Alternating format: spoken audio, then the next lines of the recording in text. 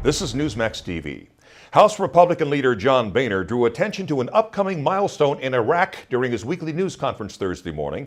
He also sought to explain the reasons for the results of a new Gallup poll that shows record low confidence in Congress among American voters. Let's listen to some of the minority leader's remarks.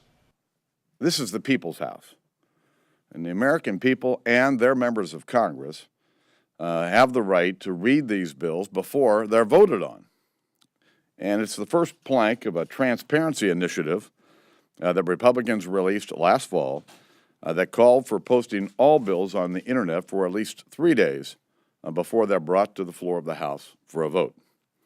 In September, Greg Walden, member from Oregon, filed a discharge petition on bipartisan legislation introduced by John Culberson of Texas and Brian Baird of Washington that mandates this 3-day review period.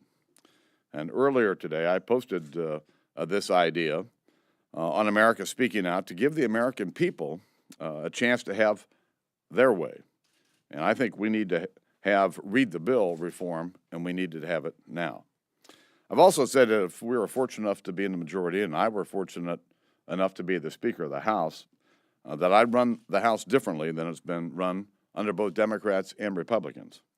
Read the bill is a reform and a place where I would start the process.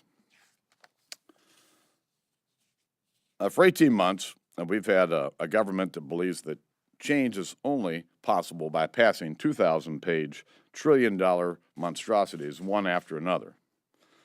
Americans are still asking the question, where are the jobs?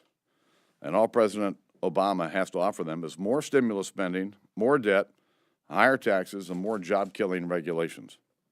The financial regulatory bill that the president signed this week is just another big government power grab that'll make it even harder to create jobs. It provides for permanent bailouts to President Obama's Wall Street allies at the expense of small businesses and community banks across our country. Frankly, it's just more of the same. The only new ideas to create jobs are coming from Republicans. Last week, Eric Cantor and I sent a letter to the president offering once again to work together on the economy and reminding him of our no jobs cost plan that we submitted to him last December. And this week, Jeff Davis posted an idea on America Speaking Out that says that no new federal regulation can go into effect without the Congress voting on it first. Now, President Obama can ignore all of our ideas for as long as he wants, but he can't refuse to listen to the American people much longer. On August 31st, our mission in Iraq will shift from a combat role to an advisory mission to support the government in Iraq and its security forces. And I think our troops deserve great credit for the progress that's been made in Iraq since General Petraeus began implementing his surge strategy in 2007.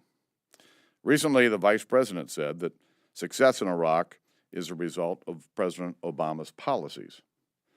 Now, I supported President Obama when he decided to continue General Petraeus' surge strategy.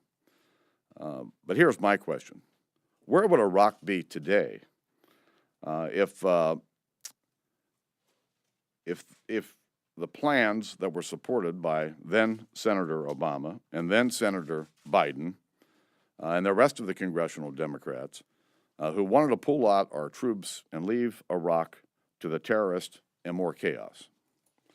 The success in Iraq belongs to our troops, their commanders on the ground, and the Iraqi people. We should be grateful to the American people as well, who refused to support the Democrats' slow bleed policy to cut off funding and reinforcements for our troops that were in harm's way.